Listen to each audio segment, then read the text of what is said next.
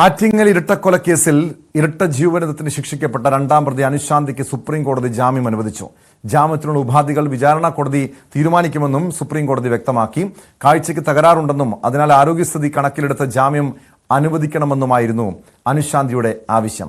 വിശദാംശങ്ങളുമായി വി വിനോദ് ചേരുന്നുണ്ട്. വിനോദ്, തലസ്ഥാന ജില്ലയെ തന്നെ അല്ലെങ്കിൽ കേരളത്തിൽ തന്നെ നടുക്കിയൊരു സംഭവമായിരുന്നു ഈ ആറ്റിങ്ങൽ ഇരട്ടക്കൊലക്കേസ്. ഏറ്റവും ഒടുവിൽ ഇപ്പോൾ സുപ്രീം കോടതി രണ്ടാം പ്രതി അനുശാന്തിക്ക് ജാമ്യം അനുവദിക്കുന്ന ഒരു സാഹചര്യം പോലും ഉണ്ടാകുന്നു.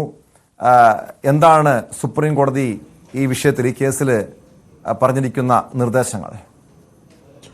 ടോം, ജാമ്യ വ്യവസ്ഥ വിചാരണ കോടതിക്ക് തീരുമാനിക്കാമെന്നാണ് സുപ്രീം കോടതി വിധിയിൽ പറയുന്നത്. അനുശാന്തിയുടെ ആരോഗ്യസ്ഥിതി പരിഗണിച്ചാണ് ഇപ്പോൾ ഇങ്ങനെ ഒരു ജാമ്യം നൽകുന്നത്. സുപ്രീം കോടതി അനുശാന്തിയുടെ ആരോഗ്യ പ്രശ്നങ്ങൾ, ഒരു കണ്ണിന് കാഴ്ചയില്ല എന്ന കാര്യം പ്രതിഭാഗം അവിടെ വ്യക്തമാക്കുകയായിരുന്നു. ഇത് പരിഗണിച്ചുകൊണ്ടാണ് ഇപ്പോൾ ഒരു ജാമ്യത്തിലേക്ക് പോയിട്ടുള്ളത്. ഈ കേസ് തന്നെ ടോം സൂചിപ്പിച്ചതുപോലെ കേരളത്തിൻ്റെ മനസാക്ഷിയെ ഞെട്ടിച്ച ഒരു സംഭവമായിരുന്നു. 57-കാരിയും ചെറുമകളും കൊല്ലപ്പെട്ട സംഭവം. അനുശാന്തിയുടെ ഭർത്താവിൻ്റെ മാതാവും മകളുമാണ് കൊല്ലപ്പെട്ടത്. നിനോ മാത്യു ആണ് ഈ കേസിലെ ഒന്നാം പ്രതി. നിനോ മാത്യുവിനെ നേരത്തെ തന്നെ വധശിക്ഷയ്ക്ക് വിധിച്ചിരുന്നു.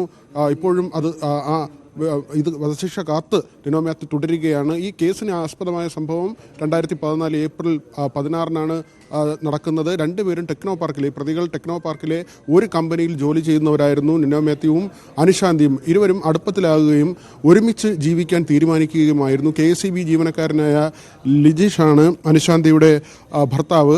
ഇവർ ഈ കൊലപാതകം നടക്കുന്ന ദിവസം ഉച്ചയ്ക്ക് 1 മണിയോടുകൂടി നിനോ മാത്യു കഴക്കൂട്ടത്തേക്ക് എത്തുകയും അവിടെ കാർ നിർത്തിയിട്ട ശേഷം ബസ്സിലാണ് പിന്നെ ആറ്റിങ്ങിലേക്ക് പോകുന്നത്. അനുശാന്തിയും ലിജീഷും ഒക്കെ താമസിക്കുന്ന വീട്ടിലേക്ക് അവിടെ ചെല്ലുകയും KSEBയിലെ ജീവനക്കാരനാണെന്ന് പരിചയപ്പെടുത്തുകയും ചെയ്യുന്നു. ലിജീഷിൻ്റെ മാതാവ് ഓമനയും അനുശാന്തിയും കുഞ്ഞുമാണ് ആ വീട്ടിലുണ്ടായിരുന്നത്. ഈ സമയത്ത് KSEBയിലെ ജീവനക്കാരനാണ്, ലിജീഷിനെ കാണുന്നതിന് വേണ്ടിയാണ് അവിടെ എത്തിയതെന്ന് അറിയിക്കുന്നു. തുടർന്ന് ഈ ഓമന ലിജീഷിനെ വിളിച്ചു വരുത്തുകയാണ്. മറ്റൊരു സ്ഥലത്ത് ഇവരുടെ വീട് പണി നടക്കുന്നുണ്ട്. പിതാവ് തങ്കപ്പ ചെട്ടിയാർക്കൊപ്പം ലിജീഷ് ആ പണി നടക്കുന്ന സ്ഥലത്തായിരുന്നു. അവിടെ നിന്ന് ലിജീഷിനെ വിളിച്ചു വരുത്തുകയായിരുന്നു.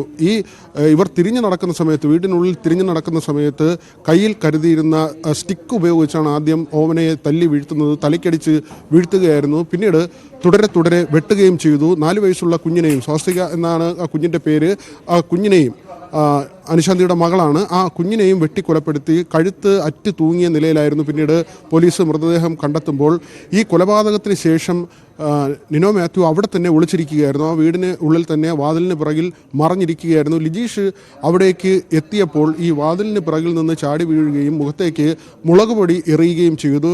ലിജീഷിനെയും തുടരെ വെട്ടി. ഈ വെട്ടേറ്റുകൊണ്ട് തന്നെ നിലവിളിയോടെ ലിജീഷ് വീടിന് പുറത്തേക്ക് ഓടിപ്പോവുകയും ചെയ്തു. പിന്നീട് പോലീസ് അന്ന് തന്നെ മണിക്കൂറുകൾക്കുള്ളിൽ ഈ 2 പ്രതികളെയും പിടികൂടി. നിനോ മാത്യു തിരുവനന്തപുരത്ത് തന്നെ കഴക്കൂട്ടത്തുള്ള വീട്ടിലേക്ക് എത്തുകയും ഇവിടെ നിന്ന് മറ്റൊരു സ്ഥലത്തേക്ക് രക്ഷപ്പെടുന്നതിന് വേണ്ടി വസ്ത്രങ്ങളൊക്കെ മാറി അവിടെ നിന്ന് യാത്ര പുറപ്പെടാനുള്ള തയ്യാറെടുപ്പിലായിരുന്നു. ഈ സമയത്ത് പോലീസ് 1-ാം പ്രതിയെ പിടികൂടുന്നു. അനുശാന്തിയും പോലീസിൻ്റെ പിടിയിലായി. ഈ കോടതി, വിചാരണ കോടതി, സെഷൻസ് കോടതിയാണ് ഈ ഇരട്ട ജീവപര്യന്തം വിധിക്കുമ്പോൾ തന്നെ പ്രസ്താവിച്ച ഒരു കാര്യം. മാതൃത്വം എന്ന വാക്കിന് പോലും അപമാനമാണ് അനുശാന്തി. ഒരു സ്വന്തം കുഞ്ഞിനോട് ഈ ക്രൂരത കാണിക്കാൻ എങ്ങനെ കഴിഞ്ഞു എന്നാണ്. പക്ഷേ ഈ കേസിൽ അല്ലെങ്കിൽ കൊലപാതകത്തിൽ നേരിട്ട് ഉൾപ്പെടാത്തത് കൊണ്ട് അവർക്ക് ഇരട്ട ജീവപര്യന്തം ശിക്ഷിക്കുകയായിരുന്നു. 1-ാം പ്രതിക്ക് ആകട്ടെ തൂക്കുകയർ വിധിക്കുകയും ചെയ്തു. അനുശാന്തിയുടെ ഇപ്പോഴത്തെ ഒരു ആരോഗ്യനില, അത് അനുശാന്തിയുടെ ഭാഗത്തുള്ള വിനോദ്, ഈ കേസിൽ തന്റെ ശിക്ഷാ വിധി റദ്ദാക്കണമെന്ന് ആവശ്യപ്പെട്ടുകൊണ്ടുള്ള അനുശാന്തിയുടെ ഹർജി കൂടി കോടതിയുടെ പരിഗണനയിലുണ്ടല്ലോ. അതുവരെയും ജാമ്യം തുടരാം എന്നാണോ സുപ്രീം കോടതി വ്യക്തമാക്കുന്നത്? ആ ഹർജിയിൽ, അതായത് അനുശാന്തിയുടെ ഹർജിയിൽ ഒരു തീർപ്പ് കൽപ്പിക്കുന്നതുവരെയും ഈ ജാമ്യം തുടരുമോ? ഇതിൽ ശിക്ഷാവിധി തന്നെ റദ്ദാക്കണമെന്നാണ് ഈ അപേക്ഷയിൽ ചൂണ്ടിക്കാട്ടിയത്. ആരോഗ്യസ്ഥിതിയാണ് പ്രധാനമായും ചൂണ്ടിക്കാട്ടിയിട്ടുള്ളത്. അതിൽ തന്നെ ഈ പോലീസ് മർദ്ദനത്തിലാണ് ഒരു കണ്ണിൻ്റെ കാഴ്ചശക്തി നഷ്ടപ്പെട്ടതെന്ന കാര്യമാണ് അനുശാന്തിയുടെ അഭിഭാഷകർ സുപ്രീം കോടതിയെ ബോധിപ്പിച്ചത്. എന്നാൽ പ്രോസിക്യൂഷൻ ഇതിനെ എതിർത്തു. അത്തരത്തിലുള്ളൊരു മർദ്ദനം ഉണ്ടായിട്ടില്ല, അതുമായി ബന്ധപ്പെട്ട യാതൊരുതര തെളിവുകളുമില്ല, അതുകൊണ്ട് തന്നെ ആ വാദം ശരിയല്ല എന്ന കാര്യമാണ് പ്രോസിക്യൂഷൻ ഉന്നയിച്ചത്.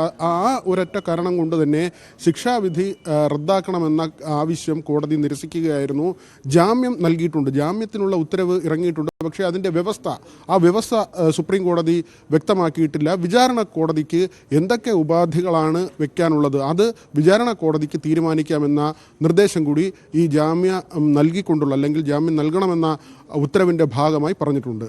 ടോം. വ്യക്തമാണ്. വി വിനോദാണ് വിവരങ്ങൾ നൽകിയത് തിരുവനന്തപുരത്ത് നിന്നും.